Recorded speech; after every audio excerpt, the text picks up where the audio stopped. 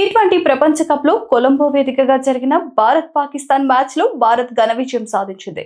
చిరకాల ప్రత్యర్థులైన ఈ రెండు జట్ల మధ్య జరిగిన ఉత్కంఠభరిత పోరులో టీమిండియా 61 పరుగులు భారీ తేడాతో పాకిస్తాన్ ను చిత్తు చేసింది. టాస్ ఓడి మొదట బ్యాటింగ్ కు దిగిన భారత జట్టు 20 ఓవర్లలో 7 వికెట్ల నష్టానికి 105 పరుగులు సాధించింది. ఈ మ్యాచ్ లో భారత wicket keeper batsmen Ishan Kishan అద్భుతమైన ఇన్నింగ్స్ ఆడాడు. అతను కేవలం 40 బంతుల్లో 10 ఫోర్లు 3 సిక్స్లతో 77 పరుగులు చేసి తన టీం కు పటిష్టమైన స్కోర్ ను అందించాడు. సూర్యకుమార్ యాదవ్ 32 పరుగులు, తిలక్ వర్మ 25 పరుగులు, శివం దూబే 27 పరుగులు చేయగా రింకు సింగ్ 4 బంతుల్లో 11 పరుగులతో భారత బ్యాటింగ్ కు మెరుగు చేకూర్చాడు. పాకిస్తాన్ బౌలర్లలో సైమ్ అయూబ్ 3 వికెట్లు తీశాడు.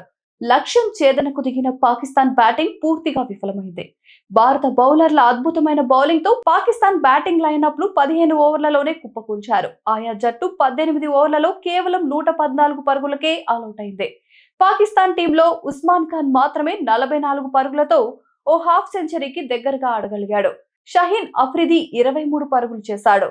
మిగతా బ్యాట్స్మెన్లు బాబర్ అజాం, సైమ్ అయూబ్, సల్మాన్ ఆగా అందరూ తక్కువ స్కోర్లకే పరిమితమయ్యారు. భారత బౌలర్లలో జస్ప్రీత్ బుమ్రా, అక్షర్ పటేల్, హార్దిక్ పాండ్యా, వరుణ్ చక్రవర్తి ఒక్కొక్కరు 2 వికెట్లు తీశారు. కుల్దీప్ యాదవ్, తిలక్ వర్మ 1 వికెట్ పడగొట్టారు. ఈ విజయంతో ఐసీసీ టీ20 వరల్డ్ కప్ చరిత్రలో పాకిస్తాన్ పై భారత్ ఆధిక్యం 8-1 నిష్పత్తికి చేరింది.